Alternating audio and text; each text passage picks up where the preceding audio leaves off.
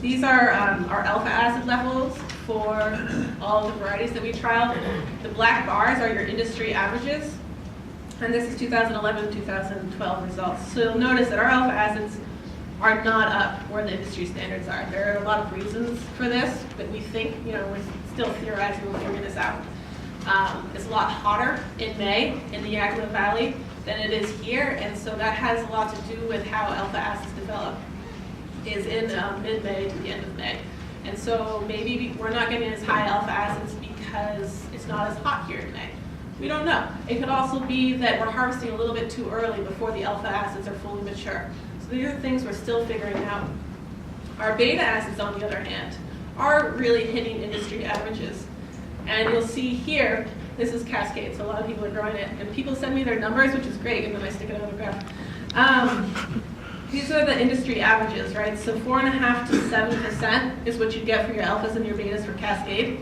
And so they're kind of all over the map. So the blues are the alphas, and they're generally within industry standards, sometimes lower. Whereas your betas are generally within industry standards, but frequently higher. And so the effect that that has on the quality of your hop and what you can brew with it, we're still trying to figure out as well. Beta acids lend a lot of flavor to beer, not so much on the bitterness aspect. So it could be part of the terroir. So like hops, as a lot of you probably know, are like grapes. You grow Bordeaux grape in the Bordeaux region of France. You don't grow it anywhere else. It's the same thing with hops. You grow a Cascade here, you grow a Cascade in the Pacific Northwest. It's going to be different. And so this could be part of the marketability of a northeastern grown hop. That, hey, look, yeah, we're not growing the same thing as you can get out in the Pacific Northwest. It doesn't mean it's bad. It's just different. So bringing your brewers on board and making them understand that, which is part of what we're trying to do, but also something that you might have to do too. Really encourage them to smell it before they judge it based strictly on your brew values. Centennial is another one. So again, you'll see this with most of the varieties. We're below average on alpha, but we're above average on. So this is Larry Park. He's one of the guys we kind of developed a relationship with because we needed poles. Around here, maybe it's easy to get black locust or cedar. Cedar's pretty expensive. We ended up going with spruce. And Larry actually had a tree farm, and he wanted to thin his spruce trees, and he had them on 7x7 spacing. So even though spruce isn't very resistant and we had to treat it, it's it makes a pretty good pole, and you can see these, as trees go, are quite straight. So Larry, he's like 85 years old. He cut down all of these trees himself in February and March and skidded them out with his tractor and had them in piles, and then in the spring we got this truck to come and deliver them. So this is one half of them. So when a guy shows up with a log truck, with half of your poles, you realize like you're finally in deep. That was kind of a scary moment for me. I'm like, we got to peel these, treat them, put them in the ground. I was like, it's kind of a daunting task. But we've got there so far. I say they're certified because they're tree farms, so they're SFI certified, I believe. Anyway, setting the poles, some of these parts are the things where there's no manual, and we benefited a lot from UVM stuff. What is it, Roger Rain's? Rainville. And a lot of the YouTube videos, we searched every Google image we could find to see what is a typical hop yard layout, because there isn't really a typical one. So we have one here. We have 35-foot spacing between the poles in the row and 12-foot between rows. We'd be happy to talk to you more about that, but that's what we decided on based on getting a tractor through and the weight requirements, etc. Okay, so kind of on to the next part. Has anyone got this new book that came out at the end of last year, For the Love of Hops? They start off talking about the history of hops, and for anyone who hasn't seen this book, I'd recommend you can buy it on Amazon for like 15 bucks. They start off talking about the Pacific Northwest and all these old farm families, and it starts off saying you don't meet many first-generation hop farmers. And as anyone knows, the hop industry is old. It seems like there's a few families, there's Hop Union. It's hard to tell, but it's a pretty small, tight-knit group.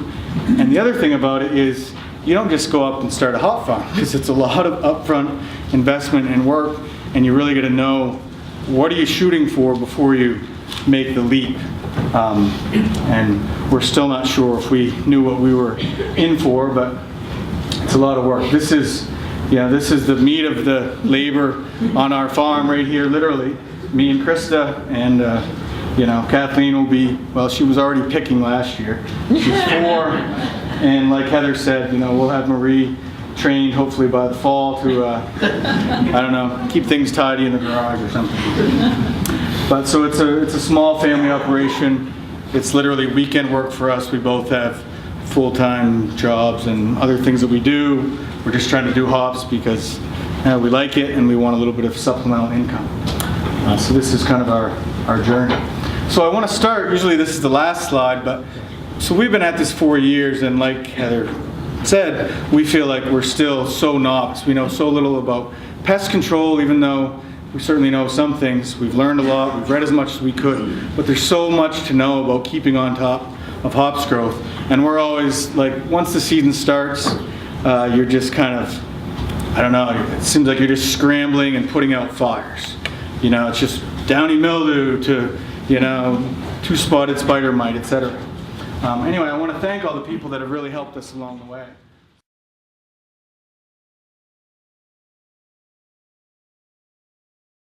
Our farm is located just outside of Boulder, Colorado.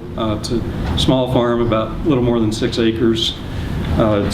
We have a little more than 1 acre in hops, which is not big by any means. But I understand there's quite a few of you that are in that category also. We're growing on a relatively low trellis, about 13 feet. Primary varieties are Cascade and Chinook.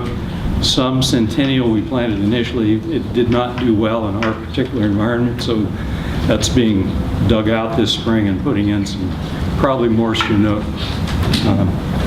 We started in 2007 with an experimental yard, planted several different varieties, about 7 different varieties, to try and find out what would do well in our area. Using that information, we planted the next year based upon that first year's performance, as well as market surveys as to what the market wanted. We also have about a 1.5 acre vegetable CSA operation, which is a working share CSA. So almost all of the members come out and contribute to whatever needs to be done at whatever day it happens to be. That's serving about 50 households. We do grow some medicinal herbs as well, sell to local herb companies. So our hops, actually some of those, probably about 1/3 of our production goes to herb companies, and the rest goes to about 6 different microbrewers in the area. This is just a quick walkthrough of some scenes from our farm. Since we have working chair members, anywhere from little kids up to us older folks participate. We also like to make it a community activity, so we have several events per year with music and good times and lots of good things to eat. This is just some of what's going on, of course. Typical farm scenes, the ho ho ho approach, sometimes called the Santa Claus weed control.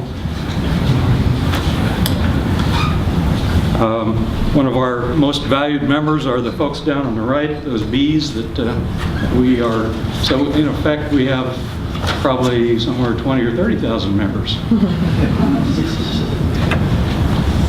Okay, now into the hops. Go ahead there. This is some pictures of the hop picker that I built last year. A hop picker, and this was a converted apple sorter originally. It was pretty much stripped down and rebuilt, reconfigured into a hop picker. I used quite a few of the design criteria from Chris Callahan in terms of belt speeds, speed of the picking bars, angles of the dribble belts, and that sort of thing to assist.